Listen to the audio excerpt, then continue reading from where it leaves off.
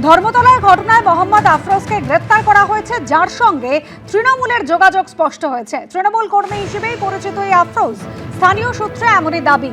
মেটিয়াবুরুজের তৃণমূল বিধায়ক আব্দুল খালেক মোল্লার সঙ্গে ভোট প্রচারে গাড়িতে ছিল আফরোজ। আফরোজের সঙ্গে একাধিক তৃণমূল নেতাকর্মীদের ছবি রয়েছে সোশ্যাল মিডিয়ায়। আফরোজের ছবির তলায় লেখা রয়েছে মমতা বন্দ্যোপাধ্যায় মানি উন্নয়ন। তৃণমূলের পতাকা নিয়ে চলা একটি মিছিলেও হাঁটতে দেখা গিয়েছে আফরোজকে। গতকালই অন্ডাল থেকে গ্রেপ্তার করা হয়েছে তাকে। মুখ্যমন্ত্রীর কঠোর বার্তা, তারপরে রাজাবাগানের আফরোজ গ্রেপ্তার। বিধানসভায় মুখ্যমন্ত্রী 5 জনের নাম নিয়েছিলেন, সেই তালিকাতেও আফরোজের নাম ছিল।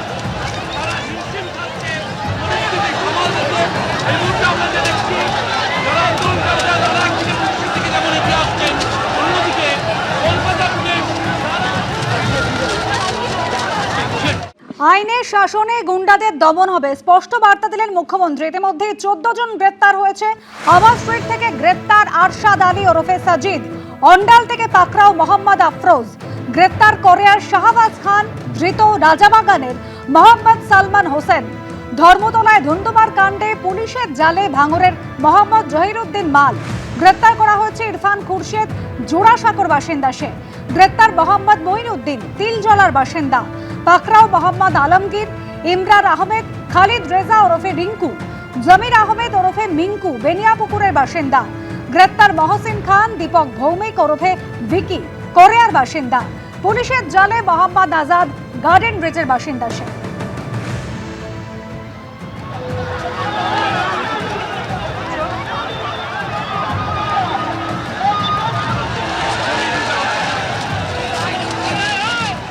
সরাসরি শুনবো কি বলছেন মুখ্যমন্ত্রী।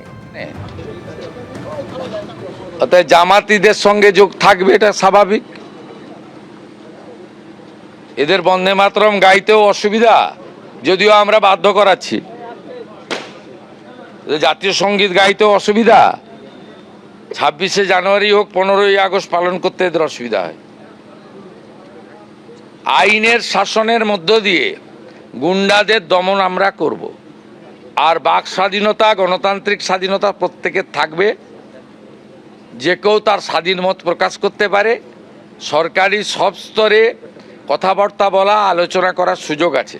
কিন্তু এই যে শক্তি যারা সাংবাদিকদের বেছে বেছে পিটিয়েছে, নির্দয়ভাবে পিটিয়েছে, খুন করার জন্য পিটিয়েছে, এদেরকে গুন্ডা দমন আইনেই সাজা দেওয়ার ব্যবস্থা হবে। এবিপি আনন্দ, এগিয়ে থাকে, এগিয়ে রাখে।